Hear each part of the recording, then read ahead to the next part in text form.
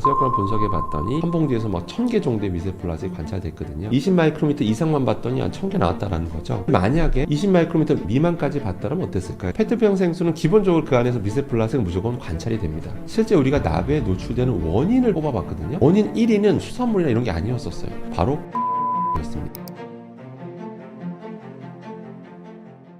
일상적으로 사용하는 종이 포일이 실제로는 우리가 먹는 음식에 섞여 들어간다면 미치는 악영향은 무엇인가요? 종이 호일은 이제 종이를 기반으로 그 위에 이제 플라스틱이 코팅되어 있는데요. 그 플라스틱을 가장 많이 쓰는 게 바로 이제 실리콘 플라스틱이라고 보시면 됩니다. 좀 더 정확한 명칭은 폴리실록세인이라고 하는데요. 근데 이제 문제는 이런 것들이 너무 과한 높은 온도에 노출됐을 경우, 높은 온도라는 건 보통 이제 160도 이상입니다. 160도 이상에 노출되면 실제로 그 미세한 실리콘 플라스틱이 일부 미세 플라스틱 형태로 그런 음식으로 이염될 수 있다라는, 옮겨갈 수 있다라는 게 이미 실험 결과 통해 밝혀진 바가 있고요. 그런데 미세 플라스틱 관련된 연구는 최근에 굉장히 활발히 이루어지고 있습니다. 대표적인 PP, PE, PS, PET 이런 범용 플라스틱에 대한 연구가 굉장히 활발하게 이루어지고 있는데 아직은 이 실리콘 미세 플라스틱에 대한 연구는 사실은 거의 없다고 보시면 됩니다. 왜 연구를 별로 안 했을까요? 실제 그것이 우리 몸에 들어갈 가능성이 별로 없다고 생각을 하니까 그동안 연구가 활발히 안 됐습니다. 근데 이제는 종이포일도 너무 많이 쓰이고 실리콘 제품이 많이 쓰이고 있잖아요. 그러다 보니까 이제 연구들이 이제 진행되고 있는 추세다라고 보시면 됩니다. 그렇기 때문에 기본적으로 먹으라 만든 거 아니면 안 먹는 게 제일 좋고요. 또 다른 미세 플라스틱들의 독성들을 고려해 봤을 때 충분히 저런 실리콘 미세 플라스틱도 많이 섭취했을 경우에는 충분히 위험할 가능성이 있기 때문에 불필요한 노출을 안 하시는 게 가장 바람직하겠습니다. 그래서 결론은 온도예요. 온도만 조심하시면 됩니다. 종이포일은 감싼 용도로 쓰면 최고입니다. 그 다음에 접시에 잠깐 깔아가지고 고기 같은 거 기름지게 올려놨을 때 하게 되면 좀 설거지할 때 좀 편한 건 맞죠. 그러니까 그런 용도는 아주 최고인데 프라이팬에 올려놓고 거기다가 높은 온도로 거기서 뭔가 고기를 굽는다든지 생선을 굽는다든지 이런 것들이 바람직하지 않다라고 보시면 되겠습니다. 매일 사용하는 나무 도마나 플라스틱 도마에서 나오는 미세 플라스틱이 우리의 신체에 미치는 영향은 무엇인가요?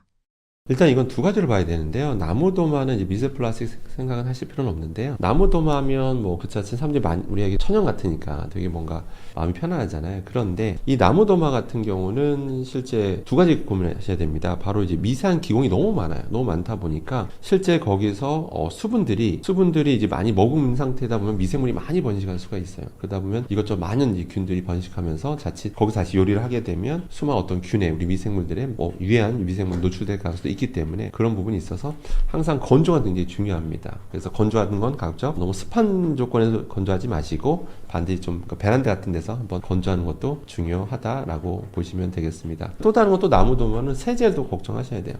분명히 우리가 세제로 닦고 물로 충분히 헹군다고 해도 저희가 다시 실험을 해보면 다시 용출 실험을 해보면 그 잔류하는 세제가 너무 많아요. 다시 어마어마한 세제가 나오는 걸 정말 많은 실험을 통해서 확인했는데요. 그렇기 때문에 이런 나무 도마 세척하실 때는 별도로 좀 이왕이면 먹을 수 있는 세제로 세척하는 것도 한 방법입니다. 베이킹소다라든지 이런 것들, 구연산이라든지 이런 걸로 세척하는 것도 한 방법이다 라고 생각하시면 되겠습니다. 근데 플라스틱 도마 같은 경우는 여러분들이 아마 집에서 플라스틱 도마 쓰신다면 그 소재를 한번 살펴보세요. 그러면 보통 PPP라고 보통 많이 적혀 있습니다. 이거 자체에서 음식이 닿는다고 해서 환경 호르몬이 나온다든지 그런 건 아닙니다. 전혀 걱정하실 필요는 없는데 문제는 이런 것들이 시간이 지나면 이 플라스틱들은 분해 현상을 피할 수가 없습니다. 서서 이제 조직이 조금씩 끊어지는 것들이 발생하게 되는데요. 그런 상태에서 이렇게 우리가 그 위에다 칼질하면서 음식을 조리하게 되면 다량의 미세 플라스틱이 이제 발생할 수밖에 없습니다. 그래서 그런 조직이 끊어진 상태에서 음식이 거기서 올려놓지게 되면 마찰 등에서도 미세 플라스틱이 발생하기 때문에 결론은 저런 플라스틱 도마 같은 경우는 영구적인 게 아니다라는 거 꼭 기억하셔야 돼요. 그러니까 주기적으로 교체해서 사용하는 소재다 이렇게 기억하시면 됩니다. 그래서 그 교체 시점은 가급적이면 좀 흠집이 눈에 띄게 보인다. 그러면 미련 없이 플라스틱 도마는 교체하시는 게 가장 중요하다라고 보시면 되겠습니다. 새우깡 과자 봉지 PET 생수병에서 검출되는 발암물질은 무엇이고 인체에 미치는 영향은 무엇인가요? 최근에 그 실험 결과 새우깡을 이제 분석해 본 거예요. 새우깡을 분석해 봤더니 PP라고 하는 미세 플라스틱이 유독 좀 많이 관찰되는 경우가 있었는데요. 그거는 사실은 저희가 이제 판단해 봤을 때 그 과자 포장지 그 내부에 이제 기본적으로 알루미늄 소재가 있고 거기다 다시 이제 PP라는 걸 코팅한 겁니다. 그러니까 실제 음식물 새우깡이라는 과자 닿는 게 PP라는 소재가 닿거든요. 근데 조리하는 과정에서 그러니까 음식물이 담겨지고 마찰 등에 의해서 조금씩 떨어진 것들이라고 이제 판단하고 있습니다. 근데 한 봉지에서 1000개 정도의 미세 플라스틱이 관찰됐거든요. 근데 문제는 그때 기준 크기 크기가 몇이었냐면 20 마이크로미터였어요. 20 마이크로미터 이상만 봤더니 한 1000개 나왔다라는 거죠. 만약에 20 마이크로미터 이하까지 봤다면, 미만까지 봤다면 어땠을까요? 당연히 더 많은 미세 플라스틱이 아마 관찰됐을 겁니다. 그래서 뭐 한 봉지 먹었다고 해서 그것이 뭐 어떤 위험성이 있느냐, 이걸 지금 판단할 수 있는 사항은 사실은 아닙니다. 근데 우리가 뭐 다양한 경우로 미세 플라스틱 많이 노출되다 보니까 이런 데서도 미세 플라스틱이 발생할 수 있다는 거는 참고로 하실 필요는 있고요. 그 다음에 중요한 건 이제 페트병 생수인데요. 이제 페트병 생수는 두 가지를 봐야 됩니다. 하나 미세 플라스틱, 하나는 유해한 발암물질, 이 두 가지를 봐야 되는데요. 페트병 생수는 기본적으로 그 안에서 미세 플라스틱은 무조건 관찰이 됩니다. 무조건 관찰됩니다. 해외 제품이든 국내 제품이든 무조건 관찰되는데, 그 이유는 뭐냐면 페트 생수가 PET라는 소재가 처음부터 그 모양은 아니잖아요. 그러니까 반드시 성형 가공을 해서 그 모양이 나옵니다. 그럼 그런 과정에서 고온 고압이 노출되다 보면 이 조직들이 좀씩 끊어져 있는 것들이 있어요. 그때 이제 고압으로 물을 딱 담잖아요. 그러면 이게 떨어져 나와요. 그 조각들이. 그게 바로 미세 플라스틱입니다. 뭐 연구 결과에 따르면 뭐 수만 개 뭐 나온다는, 뭐 수십억 개 뭐 이런 얘기도, 수억 개 막 이런 얘기도 있고요. 근데 문제는 이제 그런 미세 플라스틱인데 최근에 정부 자료가 굉장히 충격적이었습니다. 최근에 정부에서 조사를 한번 해본 거예요. 페트병 생수를 이제 직사광선에 노출시킨 겁니다. 실제 우리가 뭐 편의점 같은 데 가면 앞에 다량에 놓고 비치하고 판매하잖아요. 직사광선에 그대로 노출되잖아요. 그 상태에서 그 물을 분석해 봤더니 알데히드류 같은 발암물질들이 관찰이 된 거예요. 그래서 대놓고 환경부에 지침을 내립니다. 빨리 이거 개선해라, 시정해라 라고 했더니 환경부에서 지침을 마련합니다. 그게 바로 차광포. 그러니까 이제 편의점에서 대량으로 밖에다 놓고 판매한다면 차광포로 가리게 돼 있어요. 차광포로 가려. 그러니까 직사광선을 직접 노출되지 않게 하고 있다라는 겁니다. 근데 이게 시행된 지가 얼마 안 돼서 잘 모르는 그 업체가 많습니다. 그래서 돌아다니다 보면 편의점인데도 차광포 씌우지 않고 보관하는 걸 많이 보셨을 거예요. 그래서 그런데 많이 노출되다 보면 이런 PET 소재에서 이런 알데히드류들이 이제 노출된다는 거. 그 중에는 발암물질도 있다는 것도 참고하셔야 되겠습니다. 즉석식품이 비스페놀 A와 유해 금속의 주요 노출원이 되는 이유는 무엇일까요? 일단은 통조림 캔 같은 경우는 당연히 금속 재질이잖아요. 근데 금속 재질이 부식될 수 있기 때문에 당연히 내부 코팅제가 있습니다. 그 내부 코팅제로 가장 많이 쓰이는 게 에폭시 수지라는 건데, 에폭시 수지를 만드는 원료로 가장 많이 쓰이는 게 BPA, 비스페놀 A라고 불리는 환경 호르몬입니다. 실제로 어떤 연구진이 분석을 해봤어요. 그럼 마트에서 파는 거를 이제 통조림 캔을 수거해서 분석해 보니까 대다수의 통조림 캔 제품에서 BPA가 관찰이 됐다라는 겁니다. BPA라고 하는 우리 몸에 들어왔을 때 잘 빠지면 아무도 신경을 안 썼겠죠. 근데 이게 호르몬처럼 작동한다고 하면서 여러 독성을 일으키기 때문에 전 세계적으로 관리하고 있는 거거든요. 그래서 기본적으로 통조림 캔 제품에서는 그런 그 BPA가 나올 수 있다라는 거. 그러니까 에폭시 수지지만 그 잔류하고 있는 BPA들이 있어요. 근데 그런 것들이 기름진 거에 노출되면 또 열이 노출되거나 그러면 조금씩 서서히 노출된다라는 거, 용출된다라는 거 참고하실 필요가 있습니다. 그렇다고 해서 통조림 캔을 먹으면 버려야 된다, 그건 아닙니다. 그건 아니고 제가 팁을 하나 알려드리면, 이게 딱 그 통조림 캔 제품을 딱 보면 유통기한이 있어요. 유통기한이 나와 있는데 보통 제조일자를 잘 안 박아요. 안 적고 유통기한을 그냥 해버립니다. 유통기한이 적혀 있으면 유통기한이 만약에 얼마 안 남았다, 뭐 6개월, 뭐 3개월밖에 안 남았다, 그건 가급적 구매하지 마십시오. 근데 유통기한이 보통 이런 게 보통 2, 3년이거든요, 유통기한이. 근데 누가 봐도 유통기한 3년 남았다, 그러면 제조된 지가 얼마 안 됐을 가능성이 큽니다. 왜냐하면 음식물이 담겨진 상태에서 서서히 빠져나오는 거거든요. 음식물 담자마자 쭉 빠져나오는 그게 아닙니다. 그렇기 때문에 팁을 알려드리면, 그걸 구매하신다면 반드시 유통기한이 좀 오래 남은 거, 유통기한이 얼마 안 남은 거는 가급적 구매하지 않는 것이 바람직하고요. 그 집에 저런 걸 갖고 계시다면 유통기한도 체크해 보시는 게 좋겠습니다. 그 다음 그러면 어떤 데는 이렇게 얘기해요. 우리는 BPA 안 나온다 라고 주장하는 업체들이 있는데, 그 이유가 뭐냐면 원료 중에 BPA가 아니라 BPS라고 하는 요소도 많이 쓰여요. BPS를 쓰니까 BPA가 안 나온다고 말할 수 있는 거죠. 그래서 BPS는 안전한 줄 알았죠. 뭐 저도 그랬습니다. 그런데 또 아니나 다를까 이제 BPS도 사람들이 연구하기 시작합니다. 했더니 역시 BPS도 독성이 있다라는 게 밝혀진 만큼 제가 앞서 말씀드린 그런 팁들은 꼭 기억하시는 게 좋겠습니다. 또 중요한 게 뭐냐면, 최근에 그러니까 중금속, 이제 또 별개 문제로 일단 중금속 중에 납이라는 게 있어요. 중금속 납 안 좋은 건 다 아마 알고 계실 텐데, 뭐 신경계통에 영향을 주고 그래서 전 세계적으로 관리하는 그런 중금속인데요. 그래서 당연히 중금속 농도가 높은 식품들이 있죠. 그런데 정부가 한번 조사를 해보니까 실제 우리가 납에 노출되는 원인을 꼽아봤거든요. 근데 원인 1위는 의외로 뭐 수산물이나 이런 게 아니었었어요. 바로 가공식품이었습니다. 의외로 가공식품을 많이 먹으면 납에도 많이 노출되더라. 좀 아이러니하죠. 그게 왜 그런가 봤더니 가공식품에 이런 존재하는 중후속 나의 농도는 낮았어요. 굉장히 낮은데 문제는 우리가 그걸 너무 많이 먹는다는 거죠. 대표적으로 음료수. 음료수에 존재하는 중후속 나의 농도는 매우 낮아요. 정말 무시할 정도로 낮은데 문제 우리가 그걸 너무 많이 마신다는 거죠. 실제 저도 대학교에 있다 보면 학생들이 정말 벌컥 보고 수시로 정말 그냥 물처럼 마시는 건 흔하게 볼 수가 있는데요. 너무 많이 먹다 보니까 그게 조금씩 들어오면 안 빠져요, 잘. 그러니까 계속 체내에 축적되다 보니까 실제로 기여를 가장 많이 하는 게 1위가 가공식품이었다라는 거죠. 가공식품 중에서도 가장 기여율이 높았던 게 바로 음료수였습니다. 그렇기 때문에 아까 말씀드린 대로 그 안에 농도가 낮다라고 해서 안전하다고 생각할 게 아니라 그런 것도 너무 많이 먹으면 오히려 안 좋을 수 있고 어떤 게 아무리 위험하다고 해서 노출량이 적으면 괜찮다라는 거 꼭 기억하시길 바라겠습니다. 우리가 즐겨 먹는 소시지나 베이컨 같은 가공육 속 아질산 나트륨 최근 위험 물질로 주목받는 이유는 무엇인가요? 사실 뭐 아질산 나트륨 자체는 뭐 이거는 합법 첨가물입니다. 불법이 아니고요. 당연히 전 세계적으로 많이 쓰고 있습니다. 저걸 쓰면 이제 보존제 역할을 너무 잘해요. 그게 또 맛도 나게 하고 그 다음에 이제 뭐 지방의 산화를 막고 아무튼 너무 좋은 역할을 하니까 많이 쓰는 건데 저거 자체의 독성은 사실은 뭐 그렇게 좀 미미해요. 저 자체는. 근데 문제는 저게 이제 육류에 있는 상태에서 우리 몸에 들어왔을 때 니트로사민이라고 하는 발암물질로 바뀌게 됩니다. 그렇기 때문에 전 세계적으로 좀 이게 이슈가 되고 있는 거거든요. 예전에 그 스웨덴 연구진이 어떤 걸 밝혔냐면 저런 이런 소시지 베이컨을 아주 소량을 매일 먹는 사람일수록 실제 췌장암 걸릴 가능성이 훨씬 높더라. 이런 연구 결과도 실제 발표된 바가 있고요. 최근에도 역시 가공육을 많이 먹은 사람일수록 실제로 췌장암 걸릴 가능성이 높다라고 하는 그런 연구 결과가 또 발표된 바가 있습니다. 실제 아직 공식으로 통계 나온 건 아닌데 미국 같은 경우 정말 가공육의 천국이라고 불릴 정도로 가공육을 정말 많이 먹는 나라입니다. 뭐 핫도그뿐만 아니라 어지간한 음식에 뭐 이런 가공들 많이 조금씩 조각 형태로도 많이 넣어서 먹거든요. 그럼 미국은 췌장암 발병률이 높아져야 되잖아요. 근데 실제 그렇습니다. 미국 같은 경우는 정말 췌장암 발병률이 점점 높아지는 추세여서 미국에서도 굉장히 심각하게 생각하고 있다는 꼭 기억하실 필요가 있습니다. 그렇기 때문에 참고로 해서 아질산 나트륨을 대체하게 하는 이런 첨가제를 제가 계속 찾고 있어요. 아질산 나트륨 아닌 거를 식품 첨가물 찾고 있는데 그런 것들은 한번 드셔보시면 맛이 좀 다릅니다. 그러다 보니까 아직까지 많은 사랑을 못 받고 있는 게 현실이고요. 그래서 여전히 아질산 나트륨이 가장 많이 쓰이고 있다라고 보시면 됩니다. 그래서 저런 소세지 베이컨 같은 경우는 그 자체를 먹었다고 두려워하시면 너무 즐겨 드시는 것은 좀 지양할 필요가 있다라고 보시면 되겠습니다. 저서에서 같은 사과라도 사과 주스가 더 위험할 수 있다는데 전문가들이 단 것을 먹지 말라고 조언하는 이유가 무엇인가요?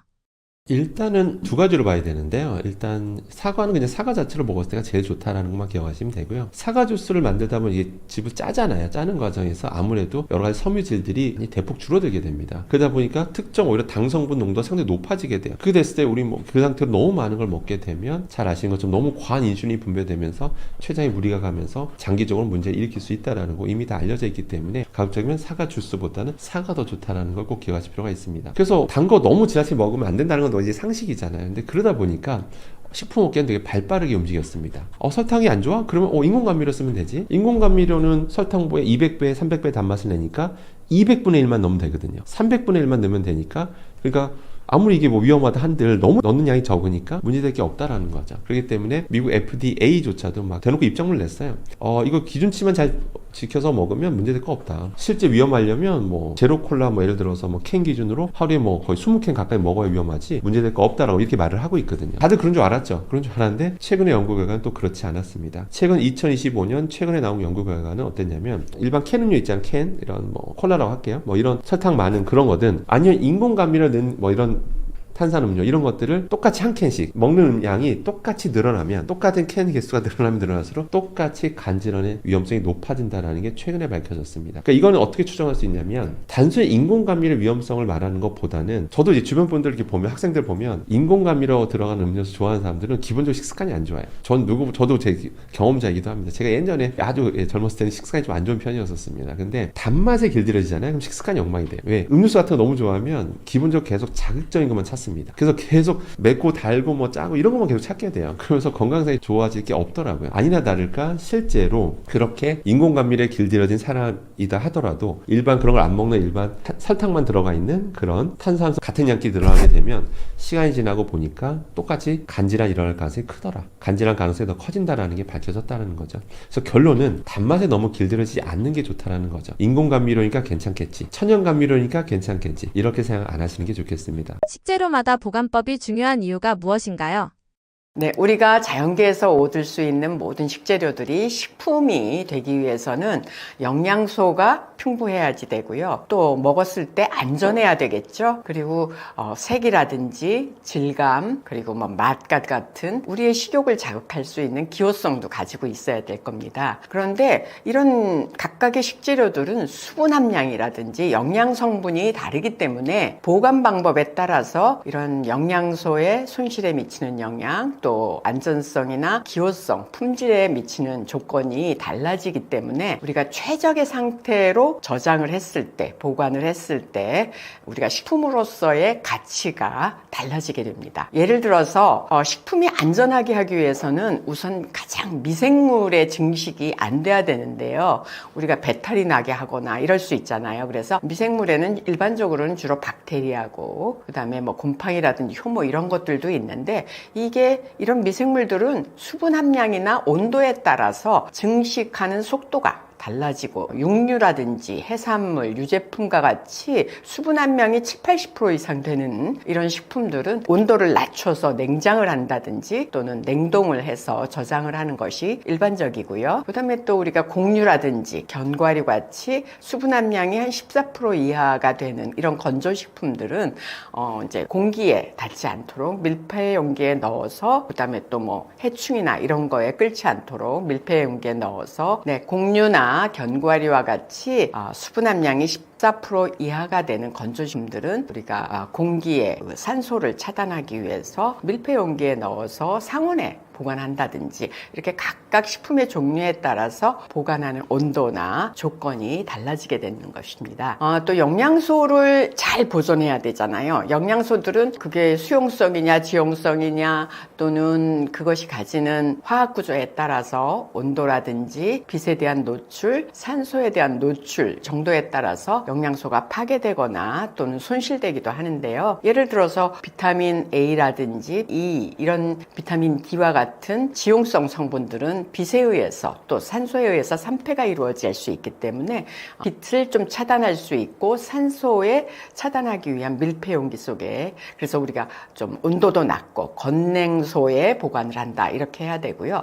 예를 들어서 시금치나 이런 잎채소들은 수분 함량이 많기 때문에 온도가 좀 낮고 자기한테 맞는 적절한 습도에서 보관을 할 때 오래 보관을 할 수 있는 것이죠. 그리고 색이라든지 식감, 맛의 변화를 줄이기 위해서도, 품질을 잘 유지하기 위해서, 그래서 우리가 맛있게 먹게 하기 위해서도 식품들이 영양소나 뭐 안전성에 커다란 문제는 없어도 커피 같은 것들은 눅눅해지지 않게 이렇게 보관을 한다든지, 왜냐하면 너무 온도가 높은 곳에 놓으면 향이 없어진다든지 이렇게 되고요. 토마토 같은 것들은 우리가 후숙 과일이라고 그러잖아요. 빨갛게 익혀가지고 상온에서 그 다음에 냉장고에 보관하셔야 되는데요. 이거를 14도 이하의 온도에 익기도 전에 넣어 놓으면 그 다음에 라이코펜 함량이 더 빨갛게 익지도 않을 뿐더러 그 다음에 향이라든지 토마토로서의 향과 맛이 제대로 발현될 수가 없습니다. 그래서 항상 이런 후숙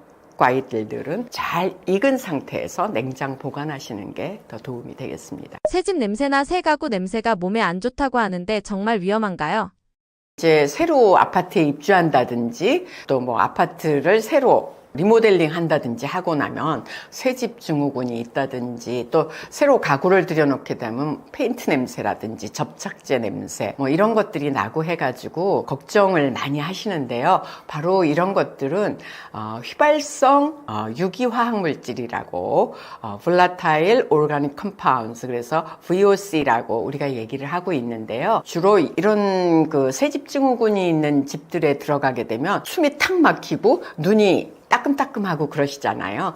포르말데하이드라든지 톨루엔, 벤젠, 자일렌 같은 그런 성분들이 기화를 하면서, 휘발을 하면서 공기 중에 섞여서 우리가 그런 현상을 느끼게 되는데요. 이런 것들을 오래 막 노출이 되게 되면 두통도 오게 되고, 또 눈, 코, 입에 이런 점막들, 호흡기 점막들이 자극을 받게 돼서 굉장히 호흡하기에도 불편하게 되고, 또 뭐 천식이나 알레르기가 있는 분들 같은 경우에는 이런 증상들이 악화 악화된다든지 더더군다나 포르말데히드나 뭐 벤젠 이런 것들은 우리가 WHO의 발암물질 분류에 의하면 1급 발암물질 이렇게 되어 있는데 1급 발암물질이라는 게 뭐냐면 바람의 가능성이 인간에게 있다라고 하는 게 과학적으로 확실한 증거가 있다 이런 뜻이거든요. 그렇다고 이것들이 뭐 한번 쏘였다고 해서 금방 암이 생기냐 그건 아니고 암이 발생할 수 있는 위험 정도는 얼마나 이런 인체에 미치는 영향이 큰 발암물질의 노출 정도가 심하냐. 그러니까 이런 새집증후군이 있거나 또는 새 가구의 냄새가 나는 이런 환경에는 우리가 특히 이런 냄새 성분에 유해 성분에 취약한 어린이라든지 노인, 임산부 이런 분들은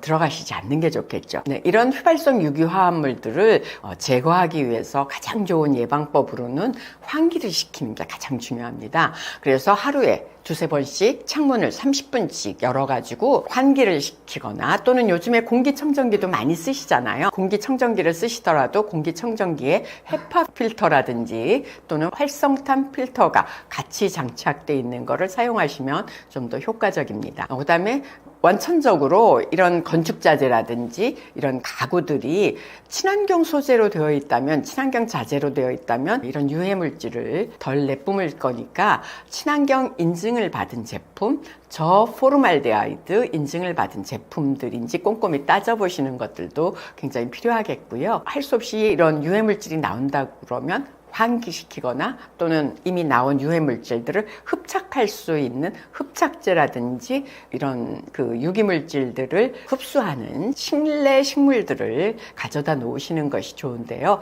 흡착제에는 우리 숯이라든지 다공질이 있는 숯이라든지 활성탄 그리고 베이킹 소다 그 다음에 실내 식물로 이런 유해물질들을 흡수한다고 잘 알려진 것들로 산사베리아라든지 스파티필름, 아이비, 관음주 뭐 이런 것들이 있습니다. 저도 집에 몇 개 놓고 있는데요. 그런 것들을 가지고 흡수해서 제거하도록 하는 게 좋겠습니다. 근데 아까 이런 새집증후군, 새가구 증후군의 그 냄새를 완전히 없애려면 하루에 30분씩 3번씩 환기를 시켜도 3주, 그 다음에 더 길게는 2-3달까지 해야지 완전히 공기질이 개선이 됐는데 우리가 입주하기 전에 그렇게 비워놓고 그 환기시킬 수가 있겠어요? 그러니까 요즘에는 베이크아웃이라는 기법을 사용하더라고요. 베이크아웃이라는 거는 뭐예요? 굽는다는 거잖아요. 구워서 배출을 유해물질을 배출시킨다 이런 뜻이니까 그 주택이나 가구 등이 방출하는 유해 휘발성 유기화합물을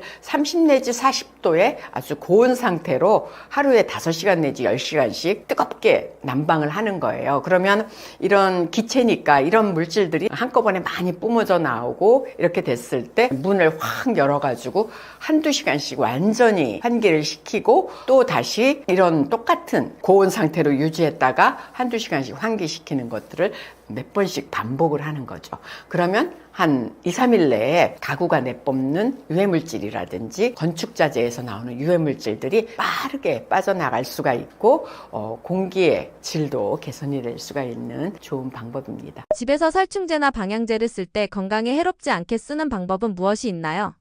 우리가 사실 천연 소재가 아닌 다음에 이렇게 합성해서 만들어진 어떤 살충제라든지 방향제 같은 거 이런 거를 쓸 때 이거 해롭지 않을까? 걱정이 되는 거 사실이죠. 왜냐하면 얘네들도 향을 내는 거 그런 것들이 분무를 하고 기체화시키는 거기 때문에 휘발성 유해 화학물질이 들어올 수 있거든요. 상충제에는 농약에도 많이 들어있는 피레스로이드 성분이라든지 또는 유기인계 화합물들이 많이 들어있고요. 방향제에는 합성 향료라든지 아까도 말했던 새집증후군에서 나왔던 1급 발암물질인 포르말데하이드라든지 벤젠, 톨루엔 이런 성분들이 들어있을 수가 있습니다. 그래서 장기간 흡입 시에 새집증후군과 똑같은 두통이라든지 어지러움증, 호흡기 자극 이런 여러 가지 알레르기 반응들도 나타날 수가 있기 때문에 굉장히 조심을 해서 사용을 해야 될 텐데요. 살충제 같은 것을 사용할 때에는 좀 우리가 안전수칙을 지켜주시는 게 좋을 것 같아요.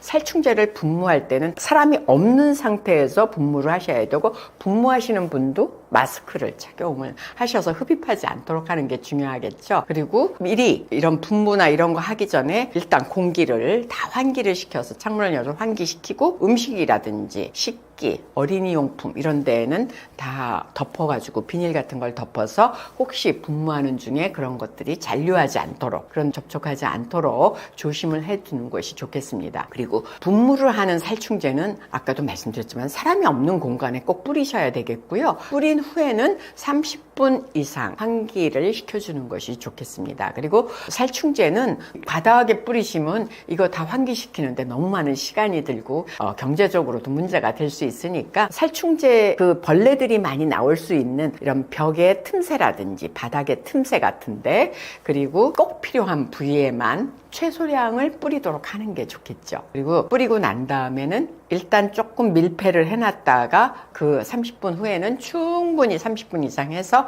사람들이 다시 들어갔을 때 이런 살충제 성분을 흡입하는 일이 없도록 조심하시는 게 좋겠습니다. 방향제도 사실 요즘에 디퓨저 너무너무 많이 쓰시잖아요. 요즘에 사람들이 향에 되게 민감한 것 같아요. 그래서 방향제들을 많이 쓰시고 디퓨저가 많이 쓰시는데, 이런 디퓨저나 방향제를 쓰실 때는 합성 성분이 들어있지 않은 무향 제품이라든지 천연 성분 제품을 선택하시는 게 아무래도 도움이 되실 것 같아요. 그래서 에센셜 오일, 정유 성분을 함유하고 있는, 천연 정유 성분을 함유하고 있는 거, 또 알코올 프리 제품 이런 것들을 고르시는 게 좋겠고요. 아까 1급 발암물질이라고 하는 포르말데하이드가 들어있는 거, 이런 거는 안 되겠죠. 그러니까 포르말데하이드가 들어있는지 안 되는지 확인하시는 거 굉장히 중요하고요. 그 다음에 VOC라고 하는 볼라타일 오가닉 가운드, 휘발성 유해 화학물질들이 저감된 제품들도 나오고 있으니까 이런 제품들, 민감하신 분들은 이런 제품들 골라보시는 거 좋을 것 같습니다. 그리고 이런 방향제라든지 이런 걸 어디에 놓느냐 하는 것도 좀 통풍이 잘 되는 곳에다가 놔두시는 게 좋겠고, 아까도 살충제하고 마찬가지로 이것도 너무 과하게 진한 향이 나게 놔두시면, 사실 뭐 향수도 너무 많이 뿌리고 다니면 좋은 향이라고 하지만 어떤 때는 너무 과하면 머리가 아프잖아요. 방향제도 마찬가지거든요. 그래서 적당량만 사용하시는 게 좋겠고, 그리고 분무형 방향제는 꼭 사람이 없는 상태에서 뿌리시고, 이제 보통 디퓨저는 그냥 이렇게 놔두기는 하지만 분무형으로 이렇게 뿌리는 것들이 있어요. 방향제에도. 그런 것들은 사람이 없을 때 뿌리셔야 되고, 일정 시간 후에는 환기를 시키시는 게 좋겠습니다. 그리고 주의할 점이 또 있는데요. 이런 살충제나 방향제 같은 거를 다 뿌리시고 나거나 사용하시고 그런 용기들을 뚜껑을 꼭 닫아가지고 어린아이나 또 반려견, 이런 반려동물들의 손이 닿지 않는 곳, 이런 곳에다 보관하시는 게 좋겠고요. 우리가 혹시 괴물이란 영화 보셨어요? 거기에 보면 살충제나 뭐 포르말데하이드 같은 거 이렇게 시체 닦은 세제를 이렇게 하수구에 버려가지고 그것들이 유전자 변이를 일으켜서 하수구 속에서 괴물이 탄생하잖아요. 그런 것처럼 이런 유기화학 물질들은 이렇게 하수구에다 그냥 버리시면 안 되고, 남은 양들은 적정한 방법으로, 지정된 방법으로 거기에 써 있기 때문에 어떻게 폐기하라 하는 거를 꼭 지켜서 폐기를 해주시는 게 우리가 다른 자연 환경에 미치는 영향을 최소화할 수 있겠습니다. 그리고 이런 살충제도 그렇고 방향제도 그렇고 아까 사람이 없는 곳에서 뿌리라고 그랬잖아요. 직접 흡입을 하시는 거는 꼭 피해 주셔야 돼요. 그래서 꼭 이렇게 분무하신다거나 제일 처음에 갖다 놓을 때 예민하신 분은 마스크를 쓰는 것도 필요하겠습니다. 이런 살충제나 방향제를 좀 더 건강에 덜 영향을 미치고 환경 친화적으로 사용하는 방법들이 있는데요. 천연 제품으로 대체하시는 거죠. 그래서 모기 퇴치를 위해서는 레몬그라스라는 향신료 이용하신다든지, 감귤이나 뭐 이런 레몬 같은 데서 나오는 시트로넬라 에센셜 오일 같은 것들을 활용하시는 것도 도움이 되겠고요. 개미 같은 것들을 꼬이지 않게 하기 위해서는 식초라든지 베이킹소다, 커피가루도 활용해 보시면 좋을 것 같습니다. 또 집안에 바퀴벌레 있으면 너무 싫잖아요. 이럴 때는 우리가 향신료로 쓰는 월계수 잎이라든지 민트, 오이 껍질 같은 것들을 말려서도 활용해 보시는 것도 좋은 방법일 수가 있고요. 방향제는 이렇게 유기화합물질을 내뿜는 거지만 우리가 그 대신에 다른 나쁜 냄새들을 흡착하는 흡착제, 아까도 말씀드렸던 숯이라든지 베이킹소다, 커피 찌꺼기 같은 거, 그리고 말린 허브, 라벤더라든지 유칼립투스 같은 이런 것들도 흡착제로 활용해 보시는 것도 좋겠고요. 또 오렌지 껍질을 말려두면 우리가 한방에서는 진피라고 해가 약으로도 쓰기는 하는데요. 이런 오렌지 껍질을 말려두면 은은한 향, 너무 자극적인 향이 한꺼번에 나오는 게 아니라 은은한 향과 탈취 효과를 가질 수 있으니까 우리 이제 겨울이 되면서 요즘에 감귤 많이 나오잖아요. 이런 것들 잘 깨끗이 말리셔서 또 겨울 동안 활용해 보시는 것도 좋을 것 같습니다. 안녕하세요. 저는 현재 하나로 의료자단에서 더 건강한 영양연구센터의 센터장으로 있는 이영은입니다. 저는 30여 년 동안 원광대학교 식품영양학과에서 식품영양학과 교수로 재직을 했고요. 현재는 명예교수로 있습니다. 대한영양사협회 회장을 역임하기도 했고, 우리의 식생활 습관을 개선하는 것이 우리의 의료 수가를 낮추고 앞으로는 예방의학이 중심이기 때문에 의료비를 절감할 수 있고 초고령 사회에서 더 건강하게 액티브 시니어로서 살 수 있는 가장 좋은 방법이 식생활 습관 뿐만 아니라 수면 습관, 운동 습관을 바로잡는, 개선하는 것이기 때문에 이런 것들을 식생활 코칭, 생활습관 개선을 코칭하고 있는 센터를 만들어서 운영하고 있습니다. 제가 생각하는 식생활에서 가장 중요한 거는 뭐 특정 식품이 뭐가 좋고 하니까 이것만 먹어야 된다. 이거는 사실 우리 식생활에서 크게 도움은 안 되고요. 암 예방에 있어서도 마찬가지고 암 치료를 위해서도 마찬가지예요. 균형 잡힌 식사를 해야 되는데 균형 잡힌 식사라는 거는 다양한 영양소를 섭취할 수 있는 식사라는 뜻이거든요. 그래서 우리 영양 성분이나 식품의 종류에서 다양성이 확보가 돼야 되고요. 다양성과 균형성, 얼마나 퍼센티지를 잘 맞춰서 먹느냐. 제가 아까 말씀을 드리면서도 탄수화물, 단백질의 비율, 뭐가 건강에 좋다 이런 말씀도 드리기도 했는데요. 뭐만 먹는다는 거, 그 특정 식품만 먹는 것보다는 다양성과 균형을 유지하면서 하는 균형 잡힌 식사가 여러분들의 건강에 가장 도움이 된다는 말씀을 다시 한번 드리고 싶습니다.